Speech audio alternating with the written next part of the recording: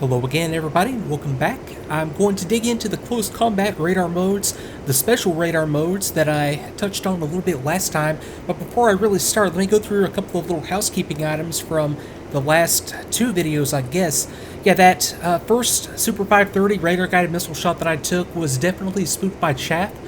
And I was also noticing that in the cases where I was breaking radar lock, it was almost always, I'll pay attention as we get going here as well, but it was almost always when the target aircraft was flying perpendicular to the sort of the angle that the radar was pointing, so it was sort of notching or beaming the radar. And since it's a Doppler radar, an aircraft flying straight left to right in front of the radar is going to be more likely not to be picked up than an aircraft coming either straight at me or flying directly away from me. So I think that factored into a lot of what I was running into more than anything else. Also for, cockpit lighting, since it was a little bit dark and I couldn't see some of the stuff, I am going to simply turn on the interior lights. So that should start to clear things up. I normally don't like to fly around with it like this. Well, I don't know why I don't like to do this. Maybe I'll get into the habit of it right now because, yeah, that's a lot more clear when it comes to being able to show the panels. So, okay, we'll go with that. Now, close-in combat or close combat radar modes. I have the radar up and running. It's in the normal range wall scan or range wall search mode. I have it at the 60-degree azimuth and 4-bar scan mode, and it's at the 20-mile range. So, to get it into the close combat mode, I have a HOTAS function on my stick. I've already got it mapped. If I press this forward, that's going to enter the close combat mode, and I can tell because the range and the sweep pattern changes. And once I go master arm to arm, I'm also going to get an indication on the HUD. This little bar right there is telling me that it's in the first close combat mode, the horizontal scan mode. And I'll bring up the Kneeboard so that we can start to get some visual aids going here. Entering the close combat mode is as simple as pressing that button forward. If I pull aft on that button, then it exits the close combat mode. It keeps the range at 10, but it re-establishes on that normal 60-degree and 4-bar antenna sweep. So let's go ahead and go through these real quick. I'll re-engage it. And now I've got the indicator in the HUD, and I've got it's actually the gun aiming symbology that we'll get to as well in the HUD to tell me that I'm in the close combat mode. I can see that I'm going to have the radar in a 15-degree and 1-bar search pattern. So you can see the 15 degrees, and it's just going left and right, back and forth, and it's going to only work in a 10-mile range. Now, to get it into the bore sight mode, I depress the button forward once more. Now it's just going to point straight ahead, and I have a 3-degree radar cone, so yeah, essentially it's just bore sighted. The radar is just pointing straight ahead, and as soon as I get a contact directly ahead, I'll be able to identify it and lock it. If I go one more depression of the HOTAS command, it goes into the vertical scan. This is the one that I think I'm going to find myself using more often than not, because this is going to move the antenna vertically, up and down in elevation from, let's see here, 3 degrees of azimuth, so it's just sort of locked straight ahead, but it's going to go up and down, you see, minus 10 to plus 50, so just down towards like the bottom of the HUD, and then up 50 degrees, just going up and down. So I think that when I'm especially maneuvering on a target, trying to get lined up for a missile shot, and this is the mode that I'm going to go with. Now, just sort of reading ahead here, it's also telling us that the close combat mode that we're in, these 3 sub-modes, are going to have an auto-lock feature eventually. In the open beta, we're still going to have to manually command a radar lock, which is no big deal, but eventually, once a target gets into the radar scan, it's going to automatically lock, and it's going to prioritize the target based on the one with the highest closure rate, and if everything is the same, it's just going to prioritize locking the closest target. So that is going to be extremely useful. Now, at the end of the last video, I mapped a HOTAS control that would take me straight to my magic missile, which I have out there on Station 1 and 9, and incidentally, I've changed my loadout here. I now have the big wing tanks with a large load of fuel, and I'm using the Brazilian Air Force skin. But if I go to that HOTAS command, that's just the magic select command, it brings up the magic missile. Now I have all the radar symbology, or I should say HUD symbology associated with the magic. If I depress that command again, it goes back to the gun, and I have the one of two gun aiming guides or gun sight types right there. And yeah, we'll get to the gun after the magic and start to look at that. So let's go ahead and use this mode. Let me take it back out of the close combat.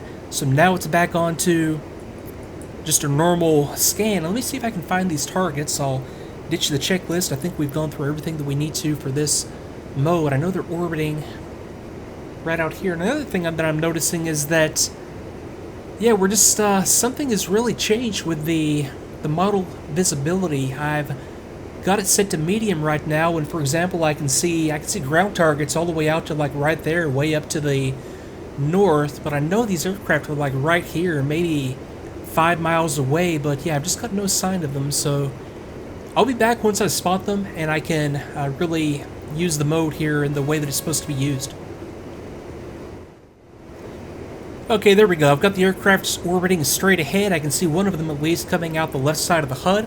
So let me go ahead and engage the close combat mode. I'm in the horizontal scan mode. So let me just bring the nose on over. And I'm going to get up here. Okay, I've got the contact. I'm going to command the lock, and it goes straight into single target track. And now you can see that my gun cross is switched over to the radar or the tracking mode or gun sight mode applicable to what I would have with a radar lock. So let me go ahead and drop lock on that one. Let me go to the bore sight mode. So one more depression of the close combat mode selector. Let me come on over and get the bore sight on that guy. Let me command a lock. Okay, got it. Let me drop lock on that guy. I'll go to the vertical scan. Now let me back off, get a little bit of a different angle on this guy, because I should be able to pick up in this mode, and this is the one that I'm going to, like I said, use more often than not. So I should be able to just get the aircraft anywhere really along this line and command a lock. So let me see if I can get this to work. Let me plug in the burner and come around on this guy. Okay, so I've got 3 aircraft out there, so it's going to prioritize probably in this case the closest one. Let me see, just with it right there, I'll command a lock. And yeah, and it does lock it up. It's outside the HUD field of view, but yeah, that was pretty far off bore sight, and I was still able to get a lock because it was scanning all the way up there. Let me go ahead and drop the lock again. Reset on that. And let me see here. I'll select the magic missiles. This will be a good opportunity to go ahead and try these out a little bit more. I already fired one in the first video without the radar guidance, but yeah, I'll select magics. So that's the HOTAS command for magics. Okay, let me come back around. Okay, so I'm coming around for one more pass, and with the magic selected, even if I don't have a radar lock, if I get a target within the magic seeker limit, it's going to automatically lock. So that was confusing me there for a second. So I have the magic locked even though I don't have a radar lock, and I believe that's on my tanker, in fact. So let me go ahead and command a radar lock, and yeah, 4 miles out, that's... Oh, that is a Sukhoi out there. So, okay, let me back off, drop the lock. Okay, I've got good visual on these guys again. I'm also kind of experimenting with how high off bore sight I can go and still maintain that magic missile lock. I'm way outside of range right now, but yeah, the target is out there, yeah, about 30 degrees off of bore sight is what it appeared to be before or actually no, I can tell exactly what it was. It was more like 20 to 25 right there off bore sight before I lost the lock with the magic. So yeah, learning a whole lot of just little things right here. Now let me try that again. Coming on across. Now even though the target is not near the bore sight location, I should be able to command a lock right there since it was along that vertical line. So I've got him right there. And yeah, so even though I have the radar lock, I'm not getting the magic lock. Now let me drop contact right there and reacquire. Okay, got him again, 5 miles out. Yeah, I don't know if I'm missing something or if there's a separate command that I need to make to have the magic slave to the radar. Let me go back to the manual real quick, and I'll be right back. And yeah, obviously, yeah, I just missed it in the manual. The auto lock that I was talking about earlier and the Magic 2 Seeker Slave are not available in the open beta. So eventually, this is going to work, and this is going to be extremely useful. I'm really liking this mode that we're in right now. So let me come back around. I'll see if I can pick these guys up again. Plug in the burner and bring it around a little bit more aggressively. So let's see. And within 10 miles, you know, you wouldn't necessarily be using your radar to search. You would be able to see your targets. And I think eventually, once the target model visibility thing gets squared away a little bit more. Okay, I've commanded a lock, and let me see. Okay, I've got them over here now. Yeah, I think this will be a lot better once that target visibility gets a little bit squared away. Okay, so out of range, it's about 6 miles. I'll wait until I'm at about, whatever that was before, about 2.5 miles or so, as I'm going through Mach 1 with the burner engaged here. Okay, let me bring it on around to maintain a track, and I'll just fire the missile on this pass. I'll take it out of the burner just to get me back out of the whole transonic region. Okay, 2 miles. Let me take the shot right here. Okay, good track. Evading with flare, that's fine. Should still get him on that angle. Yeah, there we go. Good kill on the Sukhoi 27. Not that it was maneuvering before I took the shot. This is super easy. Okay, I've got visual on this guy. Let me come back around one more time, and I'll take the second shot, and then we'll explore the gun. So I should be able to get a lock right there. Or there. Okay, there we go. 2 miles. And I'll have to just kind of gauge based on, I think the canopy will be a good gauge once I really get it sorted out on how far up the antenna is seeking. Obviously, it's 50 degrees, so it's not going to be that hard to figure out. 1 mile. Let me take that shot. Go off right. Not run into the other Sukhoi. And okay, yeah, that's working just fine. The entire close combat mode and the magic, I'm very happy with that. Okay, now, one more, well, since I'm out of missiles, it is no longer selecting the magics anyway, so one more depression of the sort of magic 2/gun select HOTAS function that I mapped earlier on my throttle. Now I've got the guns up. Now, the gun sight that we have here is a gun snake, so it's displaying up there where the rounds are going to go if I fire right now, and the further down the snake, the farther forward in time it's looking. Now we have these two lines right here, and these are going to be used to sort of gauge distance based on the target wingspan. So first, with the radar in standby, as I'm going transonic again, yeah, you can feel kind of a shake right there, so yeah, let me pull the throttle on back. Now, without the radar, this is the only gun sight option that we're going to have. With the radar, we're going to have the same snake, but it's going to have a reticle at the point along the snake where you need to put the aircraft to have it be effective. With this, what you would want to do is put your target aircraft along the snake, and then once your target aircraft is sort of lined up so that the wingspan matches these lines, that's when you would want to fire. So let me see here. Let me go ahead and see if I can set a target wingspan. I think 14.6, 14.7 meters. Is that right? Yeah, that's got to be right. Yeah, because yeah, Sukhoi 27 is like 40, 50 feet wingspan. I think it's 14.6 or 14.7. That'll get me close enough. So, okay, with the radar off and the guns selected, I'm going to be able to make a pass using this gun sight. Now, additional symbols we have right there. Okay, these two right here are rate of fire, so I can select either a low rate of fire or a high rate of fire. I'll go with a high rate of fire because, well, why not? And then, on the HUD itself, do I not have an indicator somewhere that's telling me rounds remaining in my gun? I thought it was on the HUD. Let me go to the manual again and I'll be right back.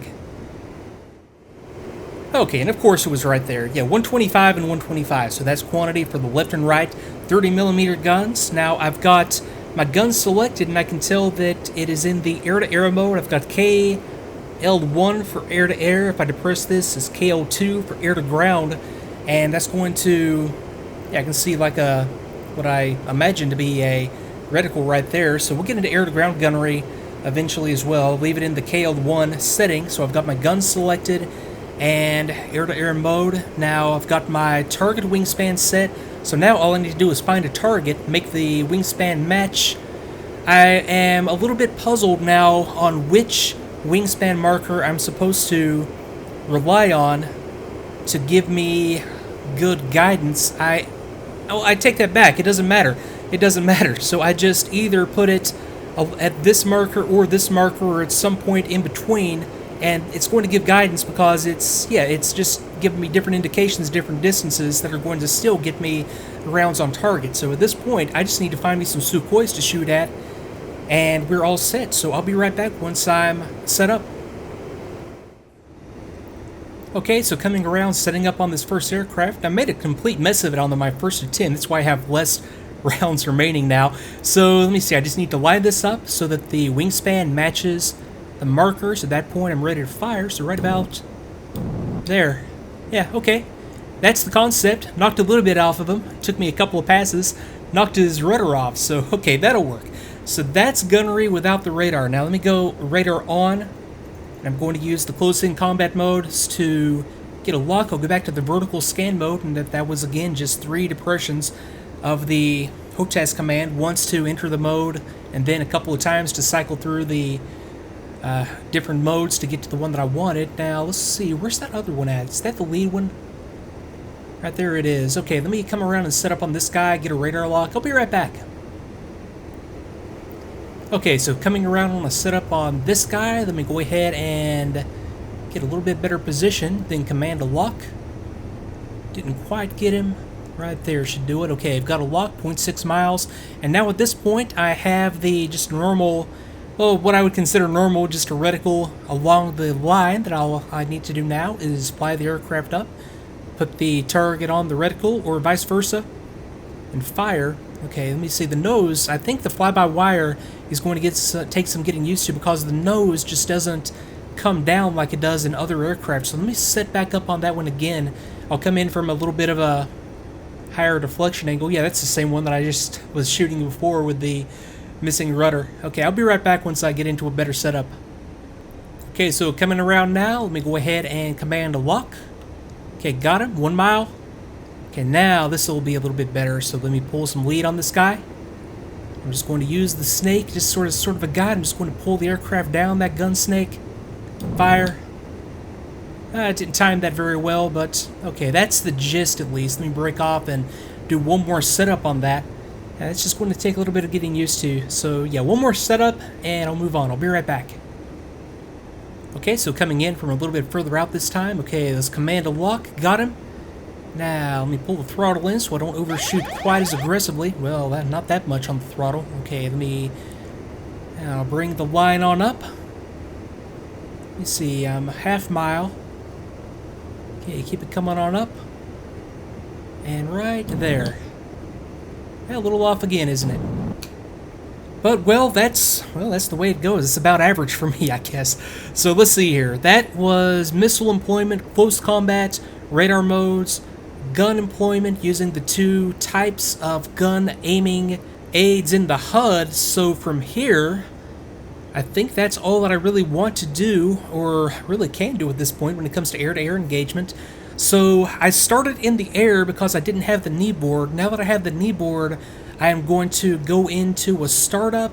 I think the startup will start to shed some light on a lot of the other systems, and the reason I don't like to start in the air like this is that you don't really pick up on the dependencies of what has to be running for each of the systems to work. Everything is just sort of done for you, so for all I know, there might be some other switches around the cockpit that I need to manage to get the radar up and running, to get the INS going, to get everything that I was just going over here going. So yeah, I think the startup will be appropriate to go over next, and then we'll get back up into the air and start to use some of the air-to-ground systems on some of the targets out here.